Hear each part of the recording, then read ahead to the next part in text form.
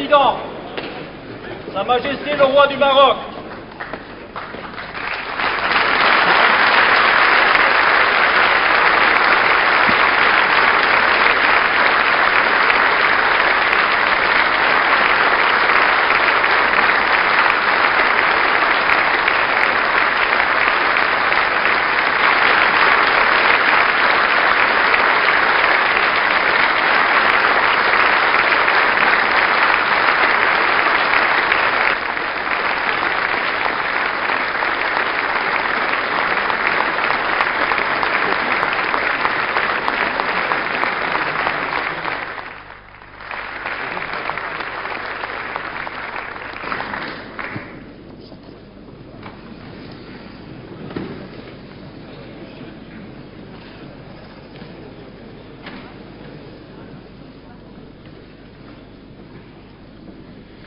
en recevant le roi du Maroc à l'occasion de sa visite d'État, notre Assemblée se réjouit d'accueillir le souverain d'un pays dont l'amitié pour la France ne s'est jamais démentie, malgré les inévitables vicissitudes d'un long destin commun, d'un pays aussi jeune et entreprenant qu'il est chargé d'histoire, d'un pays tout entier tendu vers la paix, le progrès et la modernité.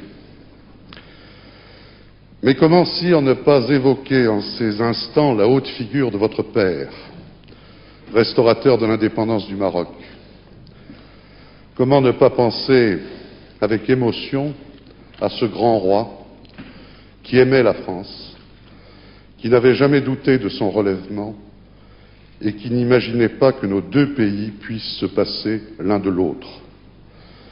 Comment ne pas nous souvenir de ce sultan qui, dès le 3 septembre 1939, avait invité les Marocains à combattre à nos côtés, qui, tout au long de la Deuxième Guerre mondiale, se refusa à tout contact avec les autorités ennemies, de ce compagnon de la libération, dont il fut si naturel et légitime qu'il assista le 18 juin 1945, aux côtés du général de Gaulle, honneur insigne, au défilé célébrant la victoire.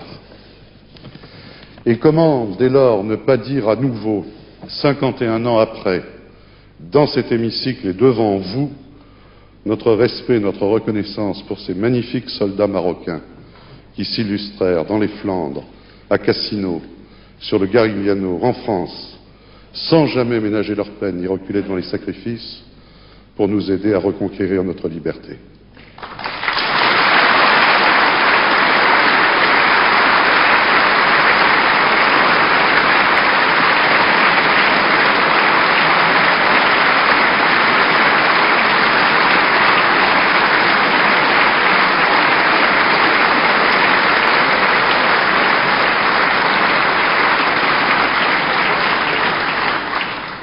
Vous êtes, il est vrai, sire, à la tête d'un grand peuple fier et courageux, d'un peuple ouvert aussi, chaleureux, héritier d'une grande culture à la fois arabe, africain et pleinement méditerranéen.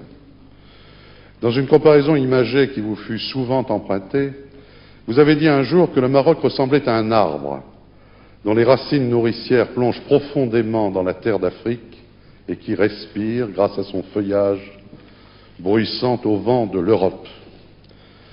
On ne saurait oublier en effet que la province romaine de Mauritanie-Tingitane a été créée à peu près au même moment que les provinces romaines des Gaules, ou encore que deux brillantes dynasties, celle des Almoravides puis celle des Almohades, régnèrent de part et d'autre du détroit de Gibraltar, liant étroitement l'Europe du Sud et l'Afrique du Nord, rayonnant depuis Cordoue à qui nous devons une bonne part de l'humanisme moderne et de ce qu'on appellerait bientôt les Lumières.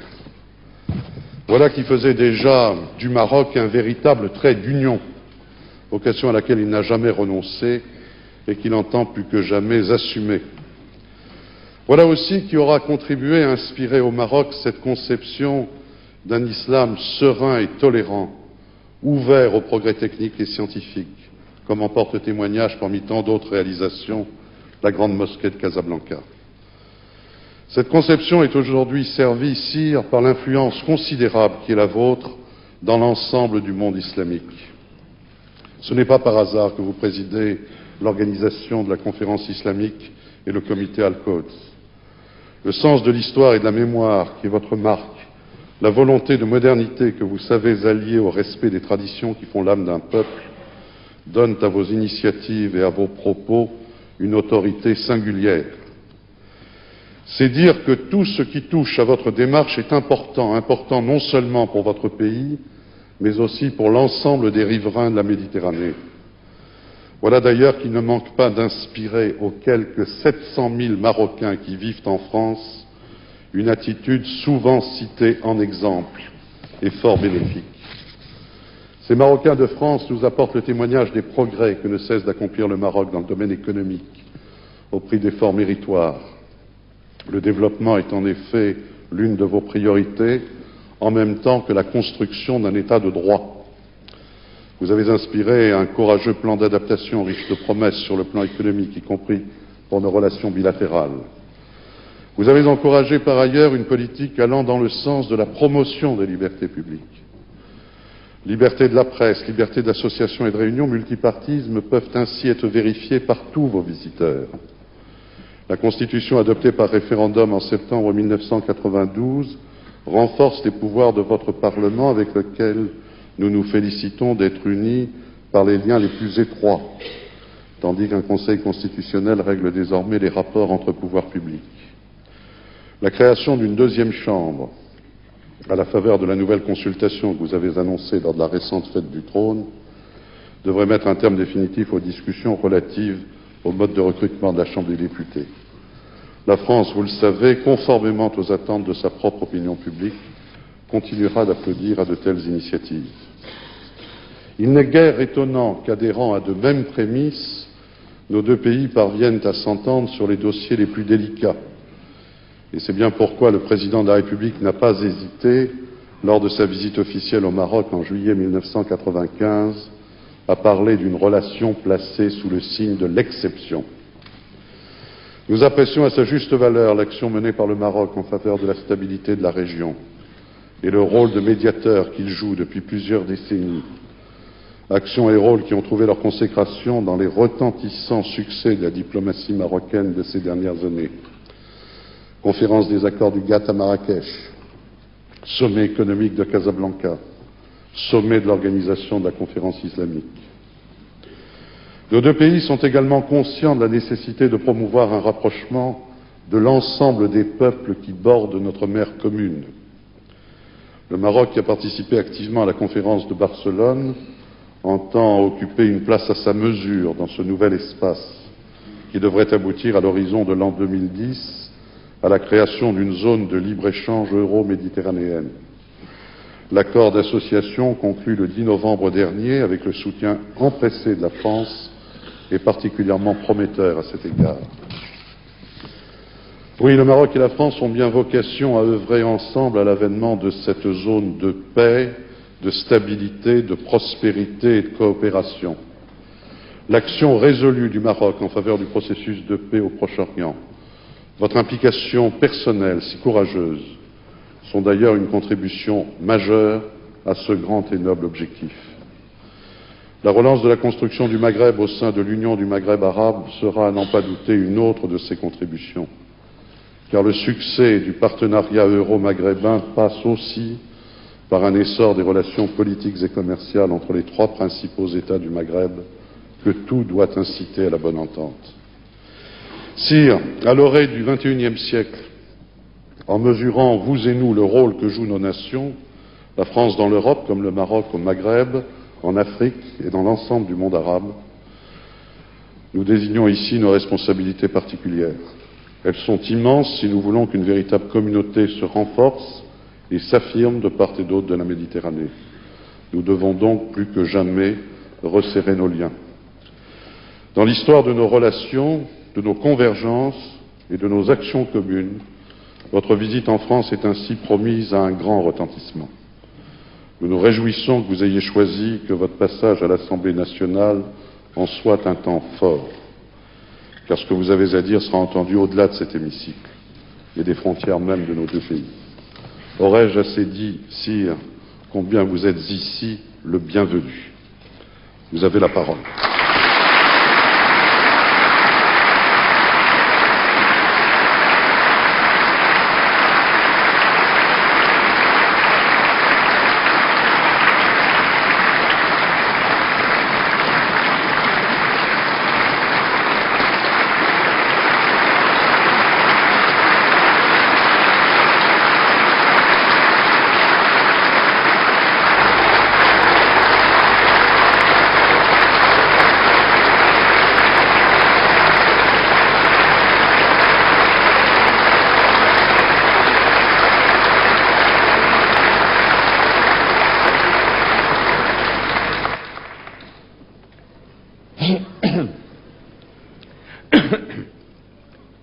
الحمد لله والصلاة والسلام على مولانا رسول الله وآله وصحبه. Monsieur le Président, Mesdames et Messieurs les députés, l'invitation que j'ai reçue du Président de l'Assemblée nationale appelle de ma part un remerciement chaleureux. Je l'ai comprise comme un signe de profonde amitié entre nos deux peuples. Je voudrais saisir cette occasion pour souligner les multiples qualités du président, M. Philippe Séguin, homme politique de talent et de conviction. Personnalité éprise de justice et d'équité. Le président Séguin est également un humaniste avéré à la sensibilité méditerranéenne, affirmée et active. Nous y sommes très attentifs, Monsieur le Président. Vous savez nous parler et nous toucher. Vous savez aussi nous écouter et nous comprendre. Cette proximité est un don que vous avez su mettre avec générosité et chaleur au service de nos deux pays. De part et d'autre de la Méditerranée, la France et le Maroc aspirent avec passion et œuvrent avec acharnement à ce que notre monde, si amèrement désolé par le fracas des armes et par la crise économique, trouve la paix, la justice et le progrès. Et je me sens en ce lieu en communion avec les représentants de la nation française, et je crois qu'avec l'aide de Dieu, ensemble, nous réussirons. Mon propos pourrait s'arrêter là, tant la communauté d'esprit qu'il implique et la confiance réciproque qui le justifie sont évidentes. Et si je le prolonge pendant quelques instants, c'est parce que l'enceinte où je suis accueilli m'incite de façon quasi irrésistible à une réflexion. Récemment, votre auguste Assemblée a voté une révision constitutionnelle réformant le système des sessions et élargissant le champ du référendum. Du côté marocain, voici quelques années, en 92, la Constitution a été enrichie par la réaffirmation de l'attachement aux droits de l'homme tels qu'ils sont universellement reconnus, par la création d'un Conseil constitutionnel et par le renforcement des moyens de contrôle parlementaire sur le gouvernement. En ce moment même, se prépare une nouvelle révision tendant à créer une seconde chambre et à donner ainsi une nouvelle dimension à l'institution parlementaire. Elle accentuera encore notre décentralisation, notamment au plan régional. Ainsi, de part et d'autre, les constitutions et leur fonctionnement évoluent, non certes par plaisir du changement, mais parce que le temps passe, que la société change et que vivre, c'est s'adapter. Ne nous y trompons pas cependant. Il ne s'agit pas de nous copier les uns les autres. En matière de constitution, il n'existe pas de procédé industriel permettant de livrer des usines institutionnelles clés en main. La simple imitation serait stérile. Si l'on veut s'abandonner à la métaphore, mieux vaut voir chaque constitution comme un vêtement. Un vêtement se dessine et se coud en fonction des formes et des mesures de celui qui devra les porter. Bien plus, celui que l'on habille ne gardera pas immuablement la même silhouette. Les âges de la vie, l'état de santé, la condition physique appellent des corrections qui vont de la simple retouche à un changement d'habit. Peut-être un ironiste suggérerait-il qu'un vêtement est aussi une affaire de mode et qu'il ne faudrait pas faire subir aux institutions des mutations de pure fantaisie. N'y a-t-il pas quelque chose de cela dans l'appel si souvent entendu à la modernité? Il me semble que l'usage du terme modernité dans sa vie politique est matière malentendue. Certains de ceux qui l'emploient paraissent croire que la modernité politique exige, en dépit de la géographie et de l'histoire, l'uniformité des institutions dans tous les États du monde. Ils se trompent. Ils se trompent, je l'ai déjà dit. D'autres, se croyant pluralistes, pensent au contraire que la modernité est hors d'atteinte pour les pays dans lesquels le respect de la tradition s'opposerait à tout changement réel. Ils ne se trompent pas moins. Cette antithèse mécanique entre le passé et l'avenir, Jean Jaurès l'avait dénoncée à l'avant en s'écriant, et je cite de mémoire, que le fleuve est fidèle à sa source quand il descend vers la mer. Moins éloquemment, hélas, je dirais qu'une communauté de valeurs, le principe démocratique, les droits de l'homme, le pluralisme, peut ressembler, sans se trahir et sans les trahir, des traditions différentes, peut rassembler, sans se trahir et sans les trahir, des traditions différentes. C'est bien parce que les institutions politiques sont, comme les hommes, vivantes, qu'il faut ne pas les enfermer dans des textes immuables et rigides. Certes, le constitutionnalisme naissant, à la fin du XVIIIe siècle, avait rêvé de faire d'une Constitution un livre révélé, défiant le temps et l'histoire. Cependant, maints exemples, dont le vôtre et le nôtre, nous ont appris que, sans que changent à tout moment les règles du jeu politique, il existe dans chaque nation une capacité d'adaptation qui est riche de bons usages. Les textes ne doivent donc pas être immuables. Ils ne doivent pas davantage être rigides. Il faut certes une règle de jeu, mais elle n'est pas une fin en soi, et le jeu lui-même n'en est pas une simple application. Ce jeu est fait de rapports humains entre les gouvernés et les gouvernants, entre les individus et les groupes sociaux, entre le pouvoir central et les collectivités décentralisées. Ce n'est pas un jeu de robots. Aussi faut-il laisser à ceux qui le pratiquent une certaine liberté, un vrai pouvoir d'invention et, non certes contre les textes, mais à côté d'eux, faire place à ce que l'on appelle ailleurs les conventions de la Constitution. Une démocratie est par définition pluraliste. Elle suppose la pluralité des opinions et des partis, des organes de l'État, des niveaux d'administration, des entreprises publiques ou privées, des organisations sociales ou syndicales.